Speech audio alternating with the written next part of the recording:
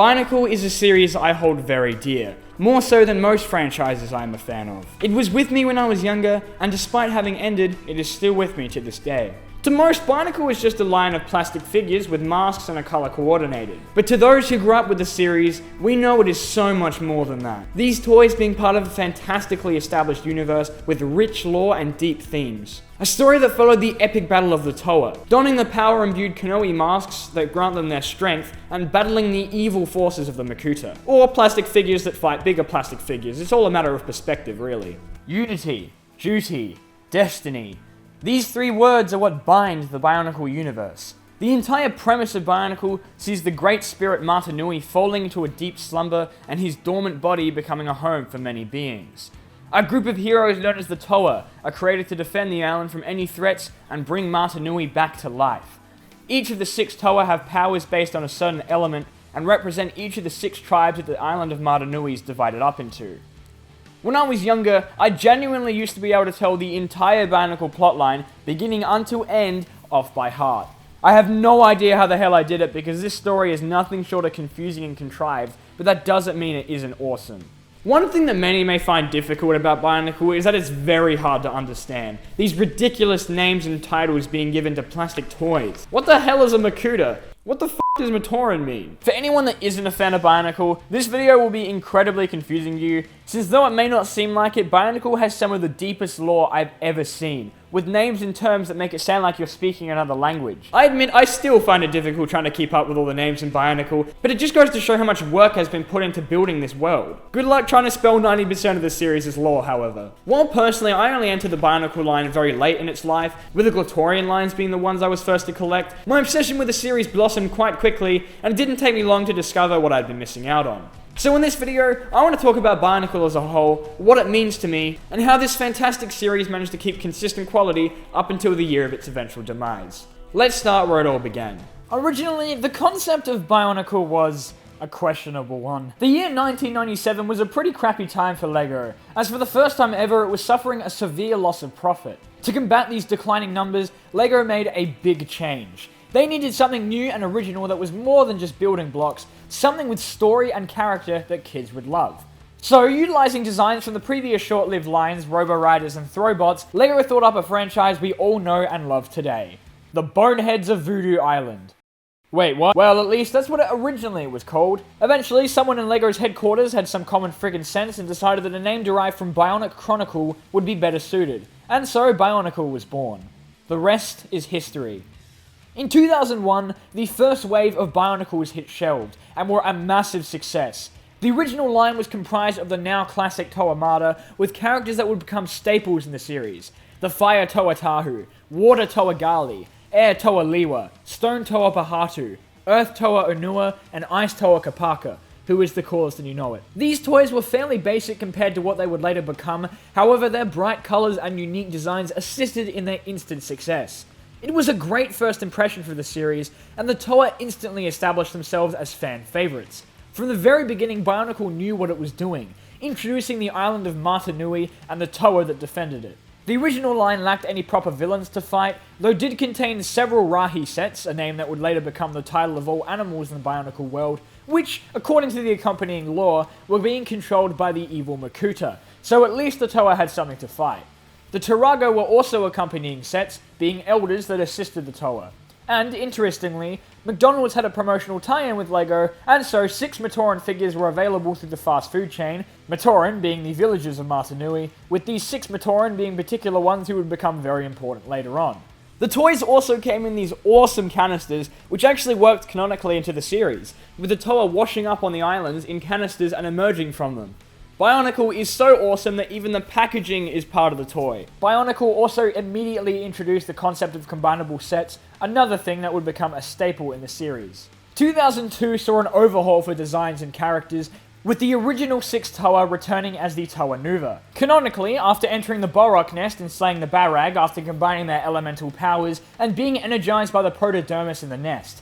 Remember how I mentioned that difficult name thing? Yeah, try to keep up. Now transformed into the Toa Nuva, these upgraded and fantastic looking sets commenced an epic battle against a bunch of sentient balls with legs. While in my opinion the Toa sets in this line are some of the best in the entire franchise, seamlessly improving the prior designs while still incorporating the swivel arms and detachable mask, the Borok left much to be desired. But hey, balls are cool, right? The following year saw the Toa receiving proper opponents in the form of the 6 Rakshi, ferocious beings created by the Makuta Pterodax.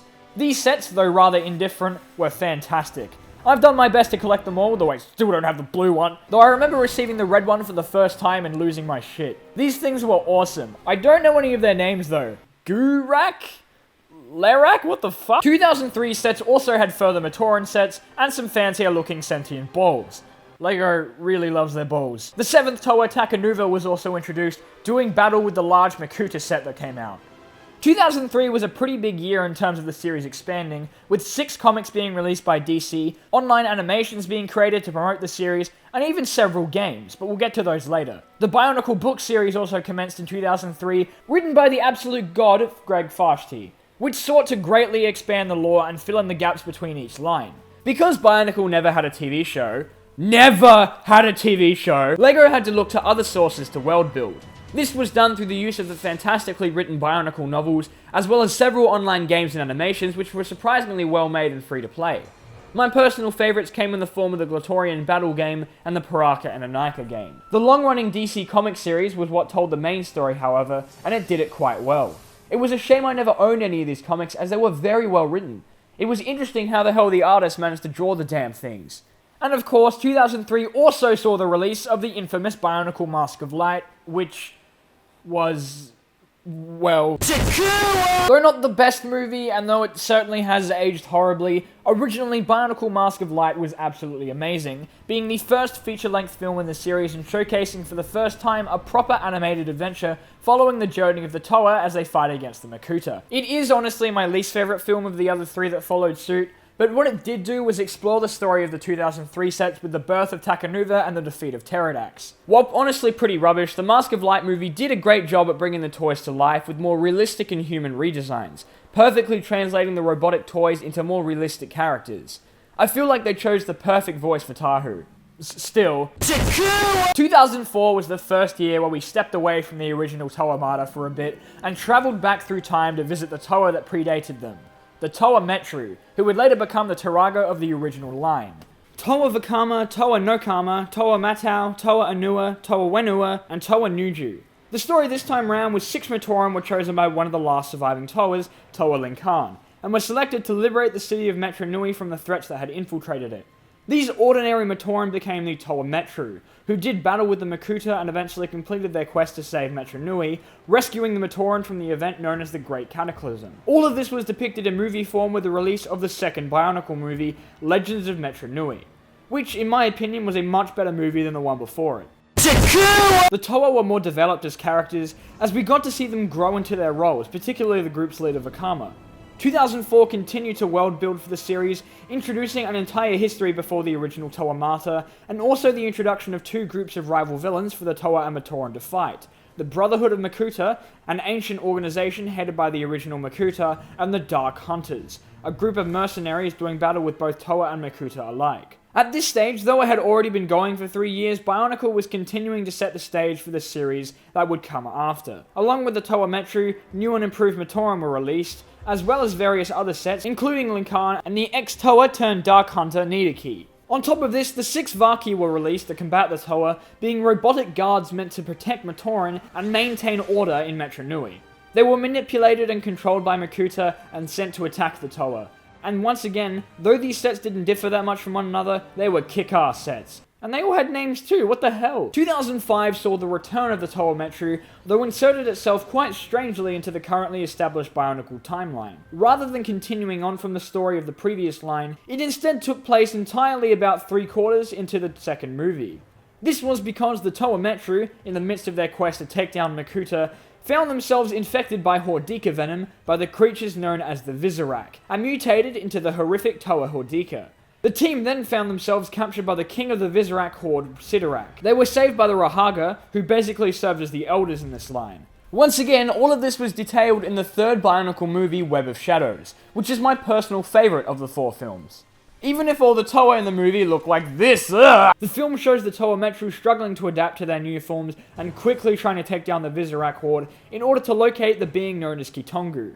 The film had an interesting series of events, seeing Vakama slowly succumbing to the more violent side of his Hordika transformation and joining the side of Sidorak, only for the other Toa to eventually go and rescue him. The battle between Vakama and Matau remains my favourite in the entire series. We also saw Rudaka, Sidorak's second-in-command, overthrowing him and eventually causing his death, which was an interesting plot point. By the end of it, all the Visorak are defeated, and thanks to Kitongu, the Toa are restored to their original bodies, which is a shame, because the Hordika look awesome. From there, canonically, the final act of the second Bionicle movie takes place. You confused yet? 2005 set saw the release of the awesome-looking Hordika, of which I sadly only have 2, and 6 Rahaga, which both contained a new spinner gimmick, akin to that of your typical Beyblade spinners, allowing you to launch the spinner into the air. It's fun for about 10 seconds. There were also 6 Visorak figures and a bunch of other sets tying into the movie. Now that Bionicle had successfully established its roots, successfully world-building and creating fantastic characters, the series entered a dark time. And not dark in a bad way, I mean Bionicle hit its incredibly premature, edgy teenage years. Yo, yo, Paraka!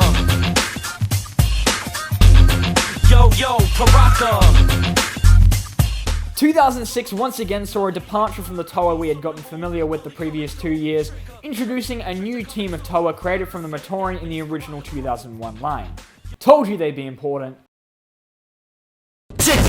These were Toa Jala, Toa Hali, Toa Kongu, Toa Huki, Toa Nuparu, and Toa Matoro, who are together the Toa Inika, which I pronounced Inika for years. Stupid, confusing names. These 6 were tasked with aiding the Toa Nuva, who had been sent to the island of Voya Nui but hadn't returned. Discovering that not only had the island's Matoran been enslaved by 6 powerful ex-Dark Hunters calling themselves Paraka, Yo-Yo, but the Toa Nuva had also been beaten by these powerful beings, and their powerful ally by the name of Brutaka.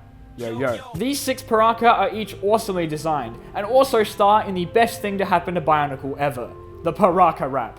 Yo, yo, Paraka!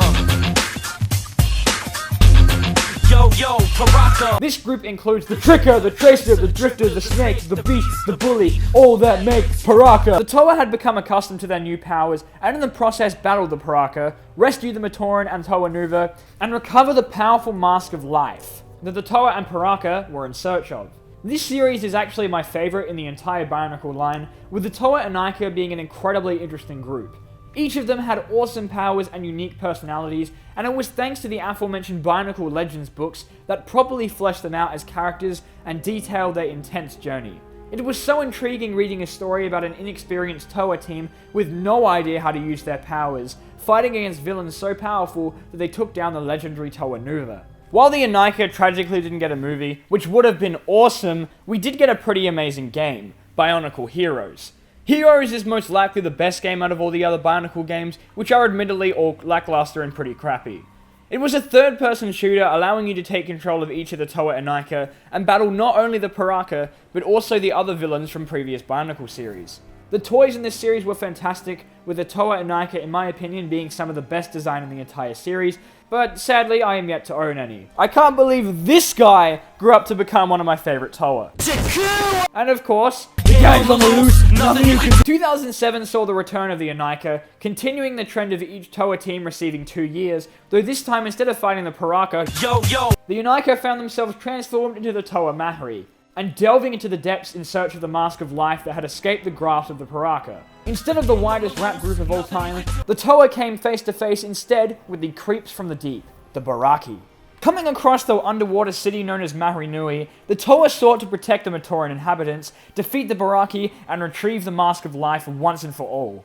Each Toa came to arm with a weapon known as a Kordak Blaster, which makes them look like the heavies from TF2, to combat the Baraki's launchable squid thingies. On the topic of the Baraki, 6 of them were all available to combat each of the Toa, and each had a large and freakish design. I personally found the Mahri series one of the most unique in the entire Bionicle line, with awesome looking Toa designs, and the battlefield now taking place underwater. Sadly, this is the line of which I own the least figures. By the end of the story, the Mahri defeated the Baraki and retrieved the Mask of Life once and for all, ready to use it to revive the dormant Maranui. However, the Toa Mahri failed their mission. Maranui had perished, and the only way to grant him life once more was for someone to make a sacrifice. and that someone was Motoro, who heroically sacrificed himself to revive the Great Spirit. With that, the mission was handed over once more to the Toa Nuva. And with that, the stage was set for a climactic finale, hence why the next year was such a spectacular one. 2008 had the original Toamato returning in all new bodies in one of the strangest yet intriguing Bionicle themes yet. The team had one last task left to do. Use the Mask of Life, known as the Ignika, to revive the Great Spirit Mata Nui. The team decided to split in two in order to do this, with the group known as the Toa Fantoka, comprised of Kapaka, Liwa, and Bahatu, and also the Toa Ignika, who was created from the Mask of Life. The other half became the Toa Mystica, comprised of Tahu, Gali, Onua, and Takanuva. Both teams encountered groups of Makuta and had to do battle with them in order to complete their mission. The fact that the original Toa returned was awesome and really brought the whole narrative full circle. This was the final battle, the final mission to complete, and who better to do it than the original 6? The story ended with the Toa returning home victorious and awakening Mata Nui, only for the original Makuta, Pterodax, to steal Mata Nui's body and reduce him once again to a mask that then disappeared. Personally, I really like the new designs the Toa had, particularly the Fantoka, as well as the newest edition of the Avmatoran partners for the Fantoka. I only own one of them, however in this case it's a good thing, because this was the year when the Bionicle pieces became absolute shit. I don't understand how over time the durability of the joint pieces became worse, but they did, and now I can't even touch Solek without breaking him in two. But that doesn't even compare to the following years' sets, which was the final proper Bionicle line. 2009 was Bionicle's last official year, scrapping the idea of Toa and instead introducing the island of Barra Magna, in which society was maintained between several tribes by gladiatorial fighting.